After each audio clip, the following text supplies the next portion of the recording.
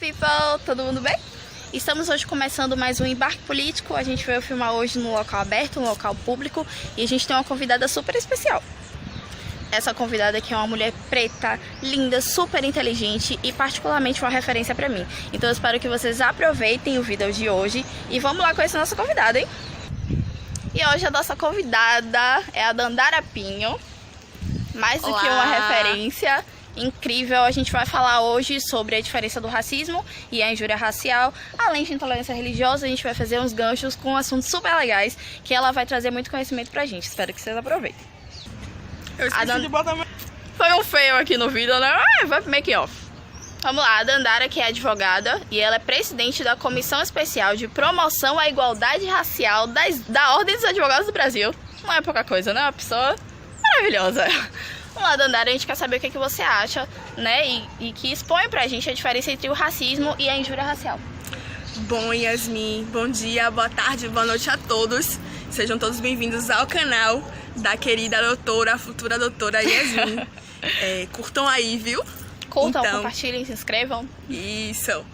Então, Yasmin, a questão dos crimes raciais, sobretudo a injúria racial e o racismo, eles se diferem principalmente porque o crime de injúria racial atinge a uma pessoa objetivamente, atinge a honra objetiva de alguém. Você singulariza a ofensa no que versa a questão da crença, religiosidade e etnia, tá? Já o crime de racismo, não. Você atinge e abrange essa ofensa a toda uma coletividade. Inclusive, o crime de racismo, ele é de maior potencial ofensivo. Ou seja, quem comete o crime de racismo responde em sede de polícia investigativa, qual seja a polícia civil, um inquérito policial. Sim. Já quem ofende por injúria racial responde no procedimento administrativo chamado termo circunstanciado, porque é um crime de menor potencial ofensivo. Mas, Yasmin, existe uma principal diferença entre os dois crimes. O crime de racismo, ele é inafiançável. Já o crime de injúria racial, quem o pratica poderá pagar fiança para responder o processo em liberdade. Yasmin, nós pensamos, enquanto instituição e enquanto militantes da advocacia negra, que o crime de injúria racial veio para o sistema penal com um grande objetivo de retirar a tangibilidade de tipificação do crime de racismo na sociedade brasileira. Sobretudo, por quê? Por que isso, Dandara Pinho?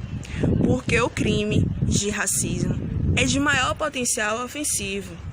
O crime de racismo visa tipificar e, dentro do sistema penal, demonstrar o quanto ele é ofensivo e violento para quem o recebe a ofensa e para toda uma coletividade. Perceba, quando você é vítima de racismo, normalmente nas delegacias de polícia se tipifica como injúria racial.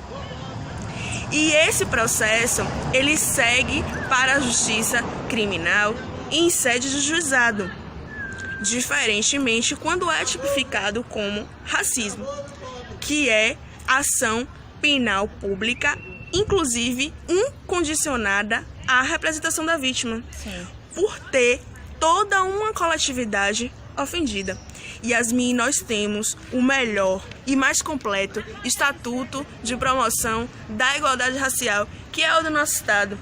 Contudo, na cidade que é mais negra fora do continente africano, nós não temos ainda a implementação da Delegacia Especializada de Combate ao Crime de Racismo e de Intolerância Religiosa, que nomeamos como racismo religioso.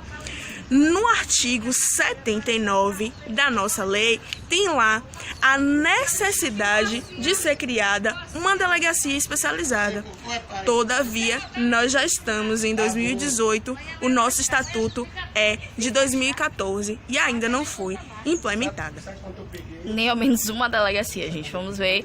Isso é um ponto gravíssimo. A gente tem que abrir essas discussões. É muito importante que vocês participem. Procurem saber. A Dandara falou sobre um artigo aqui importante, o estatuto que é importante. É bom que todo mundo tenha conhecimento para que a gente possa promover nossas discussões, ok?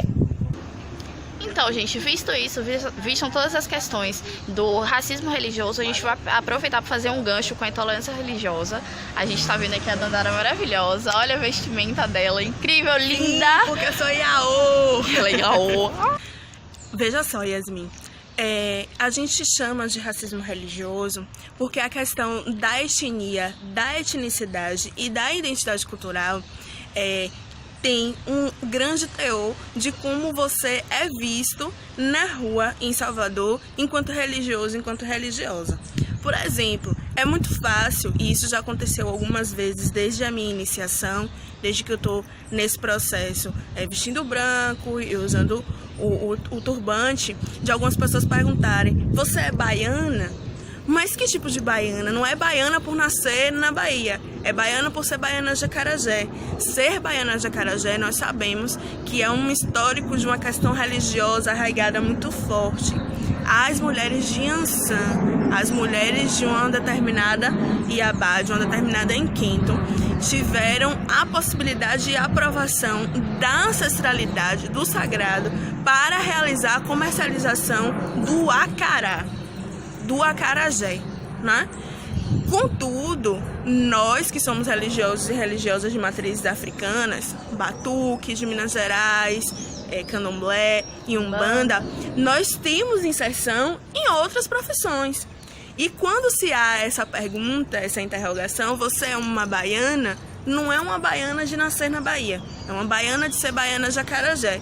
Mas essa pergunta, ela seria tangível se eu estivesse, por exemplo, em uma mesa de audiência representando um cliente? Sabemos absolutamente a resposta, que é negativa. Sim. Então, até quando uma pessoa não negra é de religiosidade de matriz africana e se comporta, né? E que tem a sua vestimenta exatamente parecida com a minha, essa pessoa, ela é olhada de uma maneira diferente. Então é por isso que nós chamamos de racismo religioso, porque a questão da etnia, a questão das relações raciais tem muito em comum, tem muito a ver com a forma que nós somos olhados. Então, a gente não pode pensar que a intolerância religiosa, ela é vivida apenas por sermos de religião de matriz africana. A questão das relações raciais, de como os negros chegaram de maneira extremamente violenta para serem escravizados no Brasil, tem toda uma conotação de como nós somos analisados na sociedade atualmente. Bom, gente, a Dandara, eu participei de uma palestra que ela fez lá na faculdade, que foi quando eu comecei a conhecer o trabalho dela. Eu virei fã completamente, como eu já disse pra vocês nas postagens, no início do vídeo, eu já disse que é uma referência pra mim. E principalmente porque ela trouxe uma história pra gente que ela tem até um teor cômico, mas na verdade, se a gente for analisar a fundo, ela é uma questão bem problemática. Você pode contar pra gente, Dandara? Eu posso contar sim, e vou começar com essa questão do cômico, porque eu aprendi com a jornalista Maíra Azevedo, que é minha cliente, é minha mais velha, né? É minha irmã de axé. Tira o sapatinho e bota o pé no chão, porque tem advogada que usa turbante em mesa de audiência. Nessa oportunidade, eu estava fazendo uma audiência na Justiça do Trabalho e a magistrada, mesmo observando que estávamos eu e a minha cliente sentadas no exato lugar que nós deveríamos estar, ficou realizando o pregão, solicitou, não é, que a secretária da audiência realizasse o pregão por diversas vezes, porque estava aguardando a advogada da parte autora. E eu estava exatamente sentada ao lado da minha cliente, que era a parte autora no processo. Contudo, ela não conseguiu identificar que aquela pessoa que estava ali de turbante, colorido, e mesmo com um blazer e tudo mais, com uma roupa condizente com a profissão, como preceitua o Estatuto da Advocacia do Brasil, que era uma profissional do direito. Então, e mais, Yasmin, na Conferência Estadual da Advocacia, ano passado, aqui em Salvador, eu estava almoçando no intervalo da conferência, no mesmo espaço que houve a conferência, e teve um advogado que me perguntou, eu estava pegando um alimento, e ele me perguntou, cadê a concha do feijão? E existiam funcionários da OAB que estavam na oportunidade e que viram e ouviram. Não é? Exatamente. Ele me perguntou, cadê a concha do feijão? E eu não compreendi. E perguntei, não entendi, doutor. Cadê a concha do feijão? Eu preciso que você vá na cozinha pegar. E eu estava exatamente me servindo como ele naquela oportunidade. E por convite de doutor Luiz Coutinho, eu pude participar naquela tarde da mesa dos advogados criminalistas. E pude exatamente expor publicamente o constrangimento e o ato de racismo que sofri naquela oportunidade.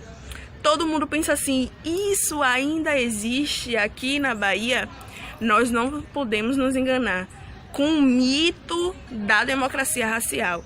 Munanga já nos diz que existe racismo no Brasil, sim, e esse racismo deve ser severamente combatido, pois ele adoece e mata.